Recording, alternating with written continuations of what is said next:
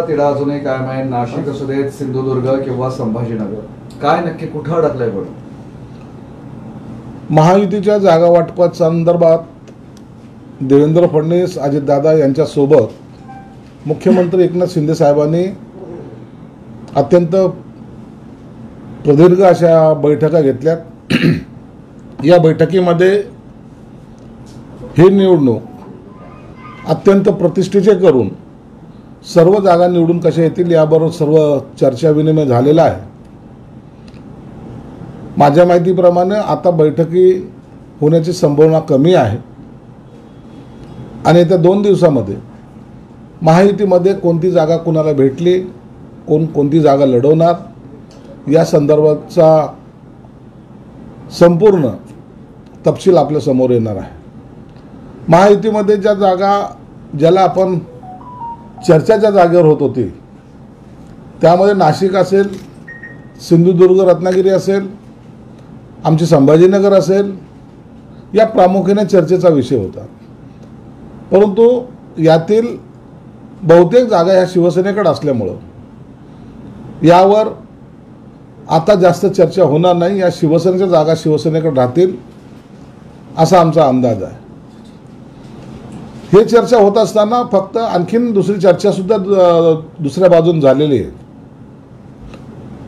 2 तारखेपासून महाराष्ट्रामध्ये ज्या ठिकाणी पहिल्या टप्प्याचं मतदान आहे, पहिल्या फेजमध्ये ज्या निवडणुका होणार आहेत त्या संदर्भामधली रणनीती आखल्या गेलेली आहे.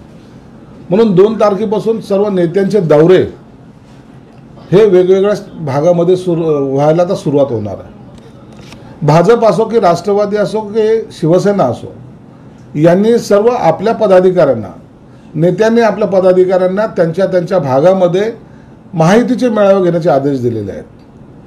म्हणून हे महायुतीचे मेळावे, त्याचबरोबर ज्या ठिकाणी पहिल्या टप्प्याचं मतदान होणार आहे त्या ठिकाणची असलेली प्रचाराच्या धुरा ही प्रत्येकाच्या वेगवेगळ्या पद्धतीने खांद्यावर देण्यात आलेली आहे.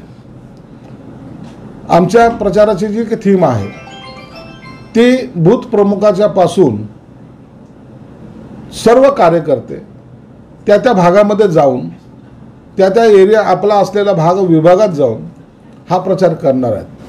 म्हणून प्रचार करताना मॅन टू मॅन, ज्याला म्हणतो मतदाराला डायरेक्ट भेटणं, याच्यावर आमचा जास्त जोर असणार आहे. म्हणून ही निवडणूक आमच्यासाठी अत्यंत प्लॅनिंगने आणि विचारपूर्वक ठरवून वरिष्ठ नेत्यांनी दिलेल्या आम्हाला काही ज्या सूचना आहेत त्याची अंमलबजावणी आता 2 तारखेपासून होणार आहे. म्हणून महायुतीमध्ये आता तिढा हा राहिलेला नाही, एवढं मात्र निश्चित आहे. आता बोलताना तुम्ही नाशिक, सिंधुदुर्ग, संभाजीनगर या जागा तुम्हाला मिळतील असा अंदाज आहे असं म्हणताय. खरं तर तुमच्याकडून दावा होता या जागांवर, म्हणजे अगदी कडकडून दावा होता या जागांवर. कडकडून दावा तर आजही आहे ना. या जागा आमच्याच आहेत. फक्त चर्चा कसे व्हायची की काही जागावर, एखादी जागेवर एखाद्या नेत्याला जर आपल्याला ॲडजस्ट करायचं आहे किंवा एखाद्या नेत्यांची जर डिमांड असेल किंवा तिथलचे कार्यकर्ते डिमांड असेल तर त्याच्यावर चर्चा होणं इतपंच अपेक्षित होतं. या जागा शिवसेनेच्या आहेत, ते शिवसेनेलाच मिळणार आहेत. याबद्दल आता दुमत राहिलेलं नाही. जागा आणखी सुटलेलं नाही, फॉर्म्युला नेमका ठरलाय का त्याबद्दलही संशय.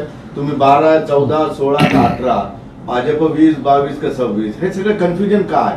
याच्यामध्ये आणखी एक वाक्यता नाही आहे का? याच्यात कोणत्याही प्रकारचं कन्फ्युजन नाही आहे. भाजपने आपल्या 24 जागा डिक्लेअर केलेल्या आहेत, घोषित केलेल्या आहेत.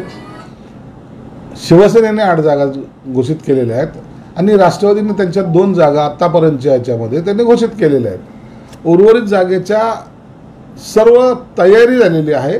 आता आम्हाला अंदाज आहे की आम्ही 16 ते 18 जागा लढवण्याच्या मानसिकतेमध्ये होतो. आता नेमका फिगर ही 2 दिवसात आपल्याला कळून येईल. तुम्हाला 14 जागा मिळाल्या असं म्हटलं जातं. नाही, असं काही नाही. आणखी असं कोणतेही आकडा आणखी फायनल झालेला नाही. मला वाटतं 16च्या कमी जागा आम्हाला मिळणार नाही अशी आमची अपेक्षा आहे. औरंगाबादच्या बद्दल बऱ्याच गोष्टी बाहेर येत आहेत की तुम्हाला उमेदवार भेटत नाही किंवा दुसऱ्या पक्षातला तुमच्या पक्षात घेऊन करायचा का बाहेरून उमेदवार आणायचा. छत्रपती संभाजीनगर बद्दलचं एवढं स्टेट फॉरवर्ड भूमिका का नाही घेत? सगळे दबकून बोलतायत याच्यावर. थोडं तुम्हाला उमेदवार मिळणं अशी अवस्था झाली आहे असं त्यांच्याकडनं टीका होते तुमच्यावर. संभाजीनगरची जागा ही आम्ही प्रेस्टिजियस करतो कारण की या ठिकाणी शिवसेना प्रमुखांनी जी सुरुवात केली महाराष्ट्रात ती संभाजीनगरपासून केली. म्हणून ही जागा निवडून आणणं हे आमचं एक ध्येय असणार आहे. आणि आता जो आम्ही उमेदवार देऊ तो शिवसैनिक असेल याची प्रामुख्याने आम्ही काळजी घेत आहोत. म्हणून अनेक जण इच्छुक असताना त्यातल्या त्यात निवड करणं हे शिंदे साहेबांकडे आम्ही सोपवलेलं आहे. कालच शिंदे साहेबांकडे वर्षा निवासस्थानी आमची बैठक झालेली. सर्व आमदार आणि पदाधिकारी त्या बैठकीला हजर होते. त्या बैठकीमध्ये त्यांनी सर्वांचं 1 to 1 ज्याला म्हणतात त्या पद्धतीने त्यांच्याशी चर्चा केलेली आहे आणि अंतिम निर्णय आपण घ्यावा असं सर्वच पदाधिकाऱ्यांनी आमदारांनी शिंदे साहेबाला विनंती केलेली आहे. म्हणून ह्या जागेमध्ये आता कोणाला उमेदवारी द्यायची याची सुद्धा घोषणा 2 दिवसामध्ये केली जाईल. संभाजीनगरमध्ये बाहेरचा उमेदवार असेल का इथला स्थानिक उमेदवार असेल? नाही, संभाजीनगरचाच उमेदवार असेल. म्हणून आता याच्यावर चर्चा तर व्हायची संपलेली आहे. आता 2 दिवसात फक्त नावाची घोषणा बाकी आहे.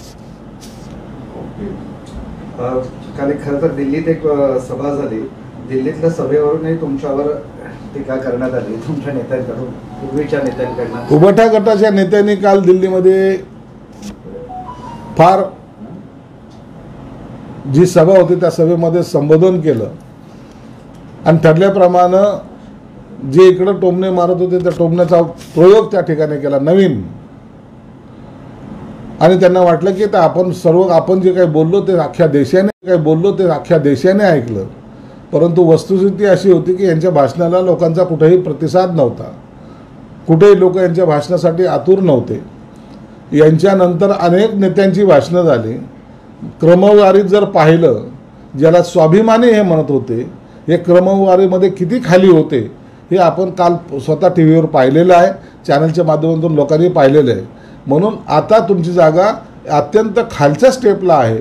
तुमच्यावर अनेक मोठे नेते आहेत, त्यांचे दर्शन घेणे आता तुम्हाला लाजमी आहे. हा एक सुद्धा मेसेज कालच्या सभेतून महाराष्ट्राच्या जनतेला कळालेला आहे. म्हणून आता स्वाभिमानाच्या गप्पा किंवा आम्ही स्वाभिमानी, आम्ही झुकणार नाही, आम्ही वाकणार नाही असे म्हणणारे लोक काल तिथं वाकतही होते, झुकतही होते आणि स्वतःची जागा कुठं आहे हे सुद्धा शोधत होते. नाशिकच्या जागेवर तुम्ही दावा आता केलेला आहे, तुम्हाला मिळण्याची शक्यता, पण आता 4 वाजता छगन भुजबळाचं नाव जाहीर होईल अशा पद्धतीची माहिती आहे. सुनील तटकरे काय करतात? सुनील तटकरे काय जाहीर करते आम्हाला माहीत नाही. परंतु नाशिकची जागा ही शिवसेनेची आहे, ती शिवसेनेला मिळाली पाहिजे. त्यासाठी आम्ही आग्रही आहोत, कार्यकर्ते आग्रही आहेत आणि आम्ही ती जागा घेणारच या भूमिकेमध्ये आम्ही आलेलो आहोत. आपण जे 8 उमेदवार जाहीर केले अशी चर्चा की त्यातले काही उमेदवार ऐनवेळी बदलले जातील? नाही, याबद्दलची मला कल्पना नाही. परंतु जर एखाद्या ठिकाणी जर उमेदवार थोडा बहुत जर कमजोर वाटत असेल तर तो बदलण्याचा अधिकार मुख्यमंत्री एकनाथ शिंदे साहेबांना आहे. बदलणं शक्य एखादी जागा? शक्यता नाकारता येत नाही. कुठली असेल? मराठवाड्यातली असू शकते, मराठवाड्यातली असेल किंवा पश्चिम महाराष्ट्रात. 2च विभागातले उमेदवार जाहीर झाल्यामुळं या दोघातून एखादी जागा बदलण्याची शक्यता नाकारता येत नाही. नाना पटोले यांचा भाजपमधील नेत्यासोबत छुपा संबंध असल्याचा खळबळजनक आरोप प्रकाश आंबेडकरांनी केला. काँग्रेसच्या अनेक नेत्यांचा छुपा संबंध हा भाजपशी बी आहे, शिवसेनेशी बी आहे. फक्त पक्षाचा एक लेबल असल्यामुळे ते दाखवत नाही. म्हणून त्यांच्या पाठिंबा हा नेहमीच असतो. काँग्रेसमध्ये कधीही एक वाक्यता नव्हती, राहणार सुद्धा नाही. म्हणून आता ते आम्ही जे सांगत होतो की काँग्रेसचे अनेक नेते, बडे नेते आमच्या संपर्कात आहेत. काही छुपा पाठिंबा देत आहेत. आता काहींचा प्रवेशसुद्धा 2-3 दिवसात होणार आहे. एक शेवटचा प्रश्न आहे. इलेक्ट्रॉल बॉन्डवरून मोदींनी असं म्हटलेलं आहे की ज्यांनी थैथयाट केला त्यांना आता पश्चाताप करण्याची वेळ. मोदी साहेब हे जे कधी कुणावर ॲक्शन घेताना पक्षपातीपणा करत नाही, परंतु जो गुन्हेगार असेल त्याला सोडत नाही, ही त्यांची ख्याती आहे. म्हणून ज्यांनी आता या बाबीवर चर्चा केल्यात किंवा बोबा मारल्यात त्यांचीच अवस्था आता अत्यंत बिकट झालेली. मला वाटतं काही दिवसांतर त्यातीलच काही जण हे तुम्हाला जेलमध्ये दिसतील. धन्यवाद. तानाजी सावंतांनी राजीनामा द्यावा, निवडणुकीच्या फंडासाठी कंपन्यांवर मेहरबानी, असं रोहित पवार म्हणतात. रोहित पवार कुठं काय बोलतात त्याचं त्यांनाच कळत नाही आहे. नेमकं रोहित पवारांना कुणाचा प्रचार करतायत आणि कुणासाठी प्रचार करतायत या बाबतीमध्ये मला थोडं कन्फ्युजन आहे. अत्यंत जोरात आणि जोमात आणि काही दिवसांतर कोमात अशी अवस्था त्यांची होऊ नये म्हणजे झालं. शिवतारेंना त्यांच्या एका कार्यकर्त्याने पत्र लिहिले की माझा नेता पलटूराम निघाला म्हणून. सारखाच नशेत असल्यासारखाच हा वागतो. म्हणून या केष्टी मुखर्जींनी आता इतरांवर टीका करू नये. आता फक्त तुम्हाला सगळ्याच्या अंगणात जाऊन नाचायचं काम राहिलेलं आहे. तेवढं काम तुम्ही करा. तुम्हाला दुसरा उद्योग आता दुसरा शिल्लक नाही.